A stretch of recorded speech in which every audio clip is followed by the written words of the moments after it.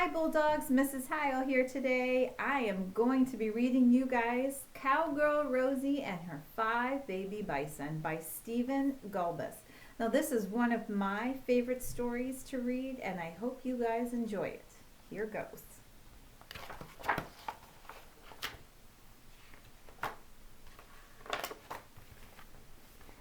Cowgirl Rosie lived on a ranch with her 5 baby bison. They were the most handsome babies you ever did see. Every day, Cowgirl Rosie brushed each glossy black coat and kissed each shiny nose. "Good morning, Bigwig," she said to the biggest. "Did you sleep well, Bonnie?" she said to the next. "Hello, Beefy. Hello, Butch," she said to the twins. "And how's my baby bee?" said Cowgirl Rosie to the smallest as she tickled her tiny tummy. Now these baby bison were the most mischievous babies you ever did see.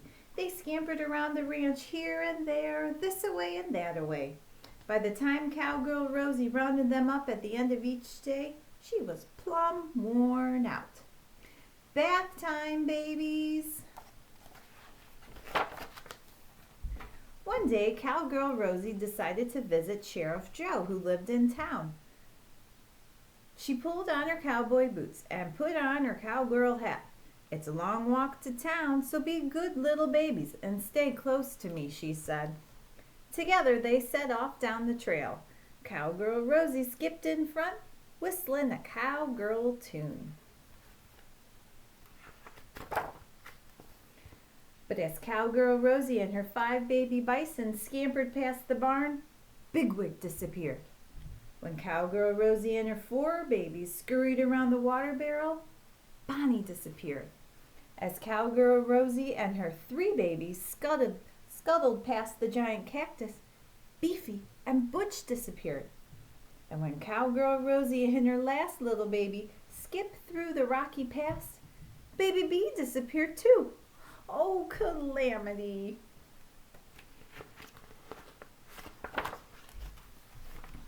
Cowgirl Rosie ran to Sheriff Joe's house. "I lost my 5 baby bison," she cried. "Quick," said Sheriff Joe. "Let's saddle up and hit the trail before it gets dark." Yahoo! Come back, babies! Cowgirl Rosie and Sheriff Joe searched the desert high and low and near and far. "Bigwig, Bonnie," called Cowgirl Rosie. "Where are you, Beefy and Butch? Are you hiding, Baby Bee? Please come back, my handsome babies." But nary a baby bison could they find. "Look," said Cowgirl Rosie. "It was Snaky Jake." "Howdy. Might we take a look-see in your sack?" said Sheriff Joe. Out popped 5 baby bison. "But these aren't my babies," sniffed Cowgirl Rosie. "Mine are black and these are white." "Yes, sirree," said Snaky Jake. "These are my babies." "Ain't they cute? Where are my babies?" Cowgirl Rosie began to cry, and her tears fell like rain. Plip, plop, plip, plop. "Don't cry, Cowgirl Rosie," said Sheriff Joe. "Looky here." The 5 soggy white bison slowly began to turn black as the flour washed off them. "Bigwig, Bonnie, Beefy, Butch, and my little baby bee. My babies!" cried Cowgirl Rosie. Sneaky Jake turned and ran. "Hold it!" hollered Sheriff Joe. Quick as a flash, Cowgirl Rosie twirled her lasso and let it loose. 1, 2, 3, swoosh!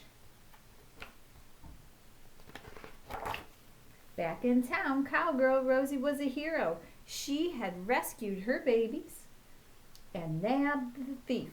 "This calls for a celebration," said Sheriff Joe. "How about some of my best cactus pie?"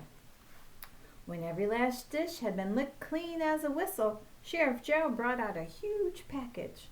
"This is your reward for catching Snaky Jake," he said. "I hope you like it." Cowgirl Rosie tucked in her fine 5 handsome babies into their brand new bison buggy. "Now you'll never disappear again," she said, as she kissed each shiny nose of Bigwig, Bonnie, Beefy Butch, and Baby Bee.